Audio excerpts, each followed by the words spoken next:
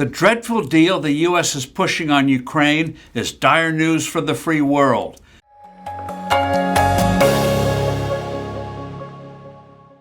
Hello, I'm Steve Forbes, and this is What's Ahead, where you get the insights you need to better navigate these turbulent times.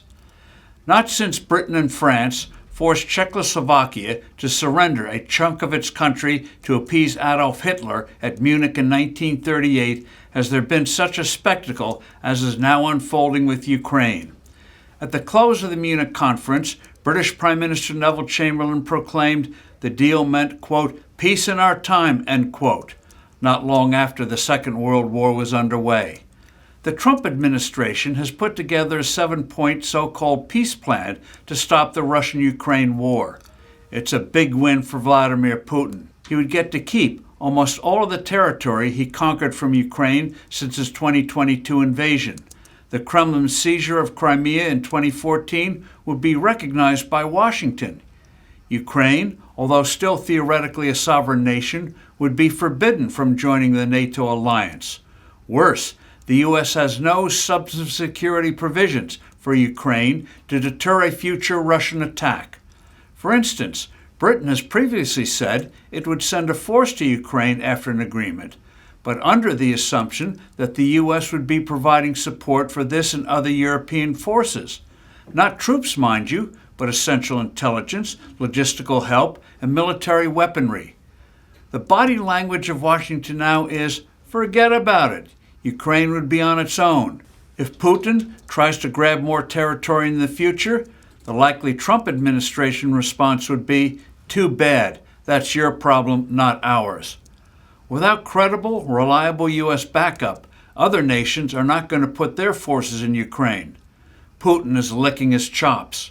Washington, giving its blessing to Russia's seizure of Crimea, shreds a key pillar of U.S. foreign policy, that is, no recognition of territorial grabs by aggressor nations. Back in 1939, for example, Moscow grabbed the small independent nations of Lithuania, Latvia, and Estonia and made them part of the Soviet Union. Led by the U.S., we and scores of other nations never recognized the subjugation of these countries. These states became truly independent again after the breakup of the Soviet Union. Crimea has been part of Ukraine for 7 decades. This virtual capitulation to Putin spells ugly trouble for the future. With the U.S. no longer seen as a reliable leader, countries will make their own deals with Russia and China at our expense. Several will go nuclear. Japan, South Korea, Germany, Poland, Taiwan are likely to do so, and so will others. Moreover, no mention is made of Russian war crimes or the tens of thousands of Ukrainian children kidnapped by the Russians. All this makes the world more dangerous and more likely to slip into a catastrophic conflict. Instead of this false peace, we can get a real one by immediately supplying Ukraine with ample weaponry to push back stretched Russian forces. Kyiv will have to make some territorial adjustments, but it should do so with the upper hand on the battlefield.